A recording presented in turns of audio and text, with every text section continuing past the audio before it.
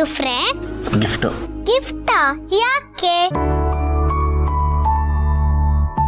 ನನ್ನ ನೆನಪಿಗೆ ಇಟ್ಕೋ. ನಿಮ್ ನೆನ್ಪ್ಗ? ಯಾಕೆ? ನೀವ್ ಯಾವಾಗ್ಲೂ ನನ್ ಜೊತೆಲೇ ಇರ್ತೀರಲ್ಲ. ಇಲ್ಲ ಪುಟ, ನಾನು ಇನ್ಮೇಲೆ ಇಲ್ಲಿರಲ್ಲ, ಹೊರಡ್ತಾ ಇದ್ದೀನಿ. ಅದಕ್ಕೆ. ಎಲ್ಲಿಗೆ ಹೋಗ್ತಾ ಇದ್ದೀರಾ? ನಾನು ನಿಮ್ಮನ್ನೆಲ್ಲ ಬಿಟ್ಟು ತುಂಬಾ ದೂರ ಹೋಗ್ತಿದ್ದೀನಿ. ದೂರನಾ? ಎಷ್ಟು ದೂರ? 1000 ಕಿಲೋಮೀಟ್ರು ಆಚೆ ಪುಟ. ಫಾರಿನ್ಗೆ ಹೋಗ್ತಾ ಇದ್ದೀನಿ. ನಾನು ಇನ್ಮೇಲೆ ಅಲ್ಲೇ ಇರ್ತೀನಿ. ಇಲ್ಲ ಇಲ್ಲ, ನೀವೆಲ್ಲೂ ಹೋಗುವಾಗಿಲ್ಲ. ನೀವು ನನ್ ಬೆಸ್ಟ್ ಫ್ರೆಂಡ್ ಅಲ್ವಾ?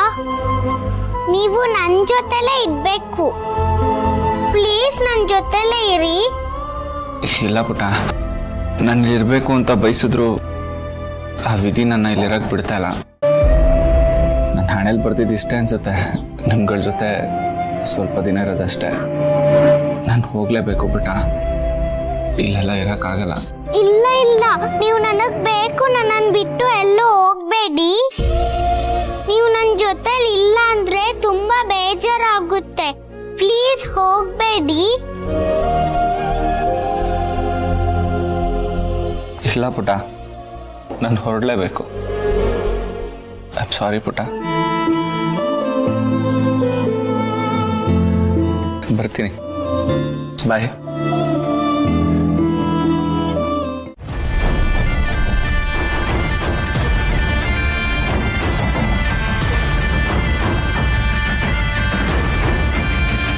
ಮೇಡಮ್, ನಾನು ಹೊರಡ್ತೀನಿ. ಒಂದು ನಿಮಿಷ ರೀ, ನಿಮ್ಮನ್ನೊಬ್ಬರು ಇಂಟ್ರೊಡ್ಯೂಸ್ ಮಾಡಿಸ್ತೀನಿ ಬನ್ನಿ. ಇವರು ನಟರಾಜ್ ಅಂತ, ಸುಧಾ ಅವ್ರ ಗಂಡ. ನಮಸ್ತೆ ಸರ್. ಹಾಯ್, ನಮಸ್ಕಾರ. ಸರಿ ಮೇಡಮ್, ನಾನು ಹೊರಡ್ತೀನಿ. ಅದು ಹೇಗೆ? ನೀವು ಊಟ ಮಾಡ್ಕೊಂಡು ಹೋಗಿ. ಇವತ್ತು ಮನೆಯಲ್ಲಿ ಸ್ಪೆಷಲ್ ಅಡುಗೆ ಮಾಡಿಸಿದೀವಿ. ಸುಧಾ ಮತ್ತು ಇವ್ರ ಮದುವೆಯಲ್ಲಿ ನಾವು ಯಾರೂ ಇರಲಿಲ್ವಲ್ಲ, ಅದಕ್ಕೆ. ಸೊ ನೀವು ಊಟ ಮಾಡ್ಕೊಂಡು ಹೋಗಿ. ಮೇಡಮ್, ನಾನು ಸ್ವಲ್ಪ ಪ್ಲೀಸ್, ಅರ್ಜೆನ್ಸಿ ಇದೆ ಎಮರ್ಜೆನ್ಸಿ ಇದೆ ಅಂತ ಏನು ಹೇಳ್ಬೇಡಿ. ನೀವು ಊಟ ಮಾಡ್ಕೊಂಡೇ ಹೋಗ್ಬೇಕು. ಸರಿ ಮೇಡಮ್.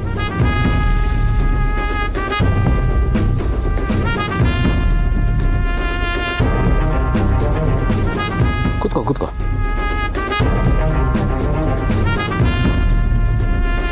ಮತ್ತೆ ಕೇಳ್ತಾ ಇದ್ದೀನಿ, ನೀನು ಬದಲಾಗಿದೆಯಾ ಅಂತ ನಾವು ನಂಬೋದಲ್ವಾ? ಹೌದು ಸರ್, ನಾನು ಬದಲಾಗಿದ್ದೀನಿ, ಅದಕ್ಕೆ ಬಂದೆ.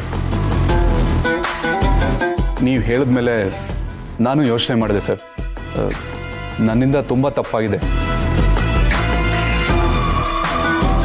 ಆ ತಪ್ಪಿಗೆ ಕ್ಷಮೆ ಇದೆಯೋ ಇಲ್ವೋ ನನಗೆ ಗೊತ್ತಿಲ್ಲ ಸರ್. ಸರ್, ಆದರೆ ಒಂದೇ ಒಂದು ಅವಕಾಶ ಸಿಕ್ಕಿದ್ರೆ ನಾನು ಮಾಡಿರೋ ತಪ್ಪನ್ನ ತಿದ್ಕೊಂಡು ಬದುಕ್ತೀನಿ ಸರ್. ಈಗ ನಾನು ಇಷ್ಟು ಮಾತ್ರ ಹೇಳಬಲ್ಲೆ ಸರ್. ಮತ್ತೆ ಆಗಿರೋ ತಪ್ಪನ್ನ ಮಾಡಬಾರ್ದು ಅಂತ ನಿರ್ಧಾರ ಮಾಡಿದ್ದೀನಿ. ನಾನು ಒಂಟಿಯಾಗಿ ಬದುಕಿದ್ದು ಸಾಕಾಗಿದೆ ಸರ್. ಇದು ಒಂದು ಜೀವನನ ಅನ್ನಿಸ್ತಾ ಇದೆ. ಪಶ್ಚಾತ್ತಾಪದ ಜೊತೆ ನಾಚಿಕೆನೂ ಆಗ್ತಾ ಇದೆ ಸರ್. ಅದಕ್ಕೆ ಹೆಂಡತಿನ ಬಿಟ್ಟು ಮಗುನ್ ಮಾತ್ರ ಕರ್ಕೊಂಡು ಹೋಗ್ತೀನಿ ಅಂತ ಕೇಳಿದೆ ಸರ್.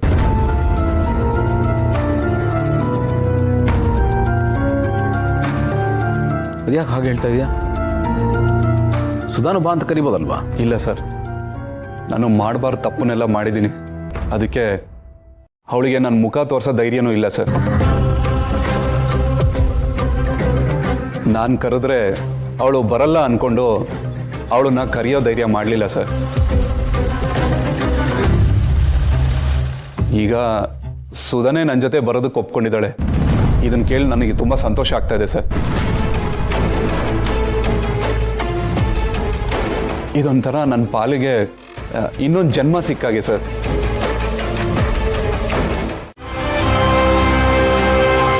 ಇದ್ಯಾಕೋ ಬೇರೆ ಥರನೇ ಟರ್ನ್ ತಗೋತಾ ಇದೆಯಲ್ಲ, ಏನು ನಡೀತಾ ಇದೆ ಇಲ್ಲಿ? ಅಲ್ಲ ಸರ್, ನಾನು ಮುಂಚಿನ ಥರ ಇಲ್ಲ, ಬದಲಾಗಿದ್ದೀನಿ ಅಂತ ಹೇಳಿದ ಮೇಲೂ ಈ ಥರ ಮಾತಾಡ್ತಿದ್ದೀರಾ? ನೋಡೋ, ನೀನು ಏನು ಹೇಳಬೇಡ. ನನಗೆ ಚೆನ್ನಾಗಿ ಗೊತ್ತು ನೀನು ಬದಲಾಗಲ್ಲ. ನಿನ್ನಂಥವ್ರು ಬದಲಾಗೋದಕ್ಕೆ ಸಾಧ್ಯನೂ ಇಲ್ಲ.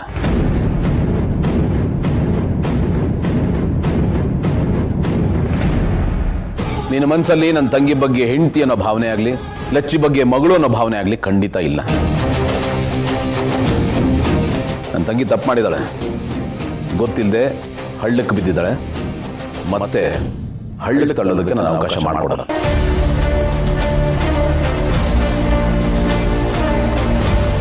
ನನ್ನ ತಂಗಿಗೆ ನೀನು ಸರಿಯಾದ ಗಂಡ ಅಲ್ಲ. ಹೇಗಿದ್ರು ಹೊಂದ್ಕೊಂಡು ಹೋಗ್ಬೇಕು ಅನ್ನೋ ಕಾಲ ಮುಗಿದೋಯ್ತು. ಈಗ ಅದೆಲ್ಲ ನಡೆಯಲ್ಲ. ನನ್ನ ಮುಂದೆ ಸರಿಯಾಗಿರ್ತೀಯ, ಆದ್ರೆ ಇಲ್ಲಿಂದ ಹೋದ್ಮೇಲೂ ಸರಿಯಾಗಿರ್ತೀಯ ಅನ್ನೋದಕ್ಕೆ ಯಾವ ಗ್ಯಾರಂಟಿನೂ ಇಲ್ಲ. ಇರಿಸ್ತೊಳಕ್ ನಾನು ರೆಡಿ ಇಲ್ಲ. ನಿಮ್ಮ ತಂಗಿನ ಕಳ್ಸಲ್ಲ ಅಂದಮೇಲೆ ನನ್ನನ್ನು ಯಾಕೆ ಬರೋದಕ್ಕೆ ಹೇಳಿದ್ರಿ? ಇವತ್ತು ನನ್ನ ತಂಗಿಗೆ ಇನ್ನೊಂದು ಮದುವೆ.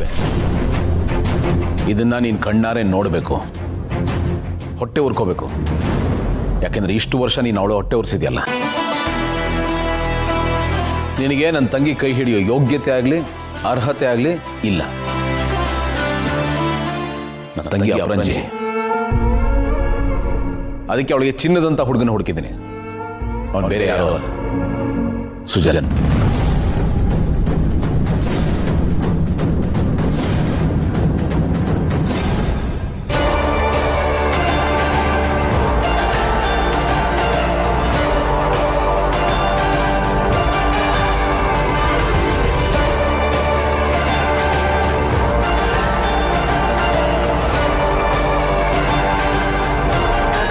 ಅಣ್ಣ, ಪಾಪಪ್ಪು